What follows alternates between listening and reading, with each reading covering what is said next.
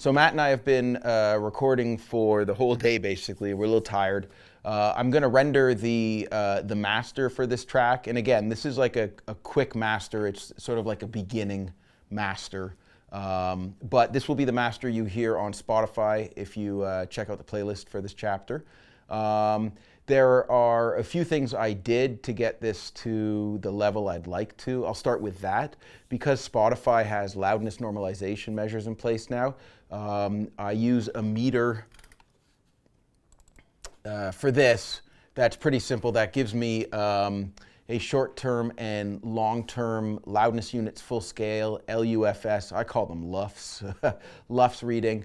I don't go much above -11, which is, it seems a little bit conservative considering that only about a year ago I would have been rendering this at like -8, -7, which a lot of my colleagues are cringing at because that's very loud, but that's what my clients wanted. And keep in mind, I work in techno and EDM and hip hop and those sorts of genres, primarily electronic genres.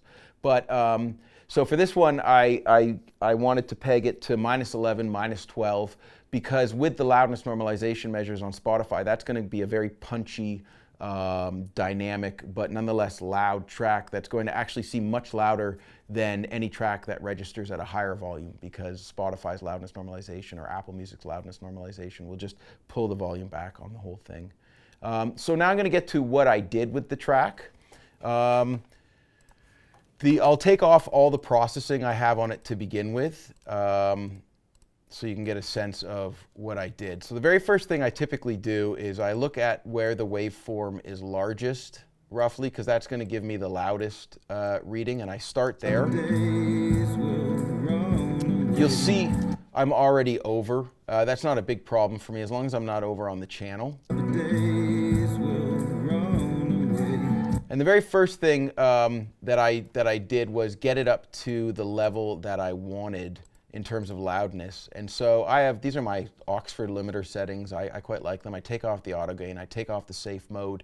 It means I have to be careful a little bit with dialing in the dynamics, but at the same time it allows for it to be a little more dynamic, a little more spacious, because I don't have any sort of automatic functions coming on and tamping down on the volume.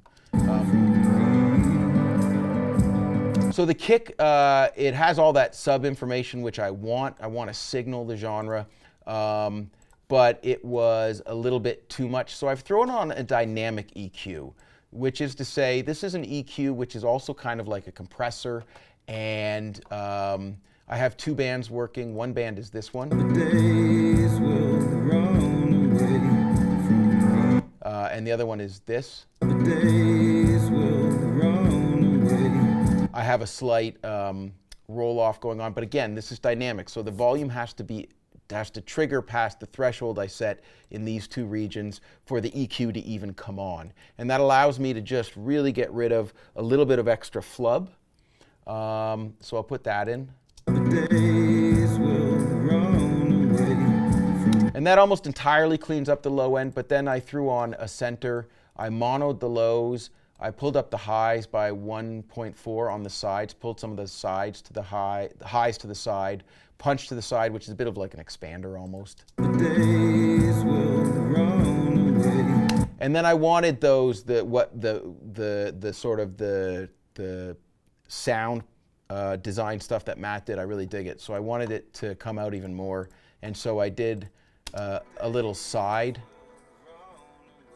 A little more side editing. I took the highs, everything roughly between about 1K and 6K, pulled through a bus, pulled that off to the side, and then I actually did a little Haas trick sample delay. It's not fully mono compatible, but that's okay. It sounds good on most systems, and this is not the type of track that's going to get played back in public address. Typically, if it does, I have a good paycheck coming. Anyways, so then I check the whole track. I'll spare you that. You'll hear it all on Spotify. But I check in certain places. Make sure the balance is how I like. I introduced a fade. I wanted, again, a lot of that sound design to come out. And then at the very beginning, I'll get rid of this pre-roll. I won't get rid of it, I should say. I'll just introduce a tiny little fade in. And then I will render.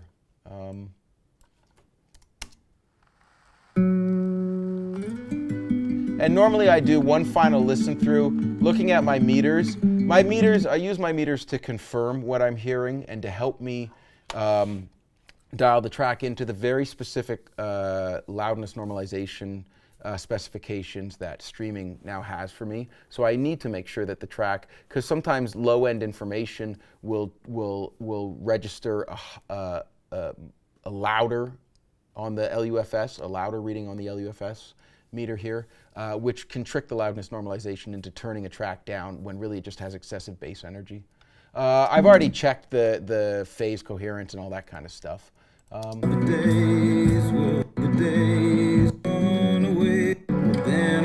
I kind of spot check like that, and then when I'm ready to go, I go to bounce. I want to wave. I don't need dithering because we recorded at 44.1 with 16-bit resolution. And I will register real time. Normalization is only on overload protection, and that's also nothing we really need to worry about because we can see it's already registering at 0.0. My colleague over in England will tell me that actually it should be 0 minus 0.3.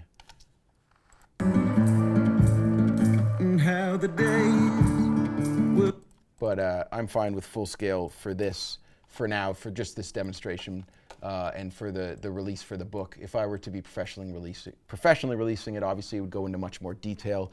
I'd run an analog line and do some treatment in the box, so I'd have a hybrid line. But this is the master that you'll hear on Spotify, and I will render it now.